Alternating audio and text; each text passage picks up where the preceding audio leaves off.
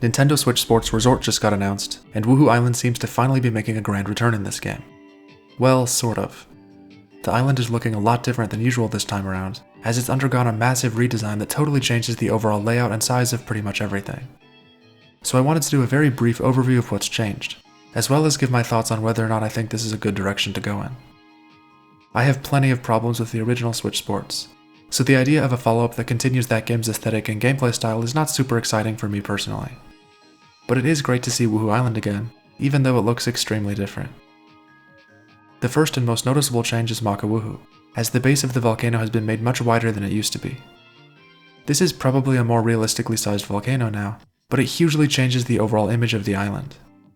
While I don't totally hate this direction, it does sort of make this feel like a recreation of Wuhu Island and not the actual place itself. Another substantial difference is the lack of Wuhu Town, as there only seems to be this small collection of buildings in its place with a sign that says Spoko Resort.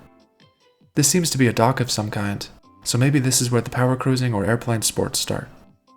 Instead, the main town presence seems to have been moved way over here, on a totally new section of the island that's separated by the ocean. We can also see the Red Iron Bridge over here to the right, which has moved locations as well. And in the back corner here, there seems to be the mountain tunnel. There are two new bridges, this fancy one right here, and this small one that is where the Red Iron Bridge used to be, which we can get a better look at in this shot. Iconic landmarks like the candle and the arch below it are still here, and sporting a new white rock color on the side of the cliffs. The waterfall and wooden bridge are still over here, although Summerstone Castle is nowhere to be seen. Wedge Island is sort of back, although the classic 19th hole hotel is gone in place of this giant glass building that first appeared in the original Nintendo Switch Sports. The scale of the island is a strange mix of feeling both larger and smaller than it used to be, as there are more islands and buildings now, but it also somehow feels more claustrophobic at the same time. But maybe that's just me. So obviously there are a whole lot of differences here that drastically change the feel of the island. It feels like we are sort of getting into the Ship of Theseus territory, as I'm not really sure if this counts as being Wuhu Island since so much has changed. That's one of the things that made this location so unique in the first place, is that it remained relatively unchanged across all of the games it was featured in. Whether you were playing Mario Kart or Pilot Wings, the island looked and felt the same. I can totally see why that would eventually get restrictive and repetitive, which is probably what led them to changing things up like this. So overall, I'm feeling pretty mixed about this new direction for Wuhu Island. I kind of feel like they should have just made an entirely new location if they needed it to be this different.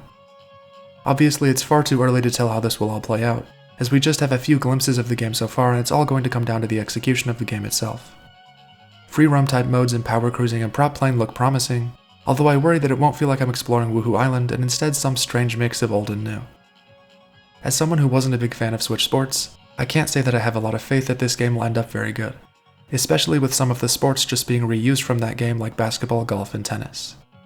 I'm trying not to be too upset that my favorite video game location is being dissected and reused in such a strange new way, and I genuinely do hope that this game is an improvement that the millions of people who will inevitably end up buying it will enjoy.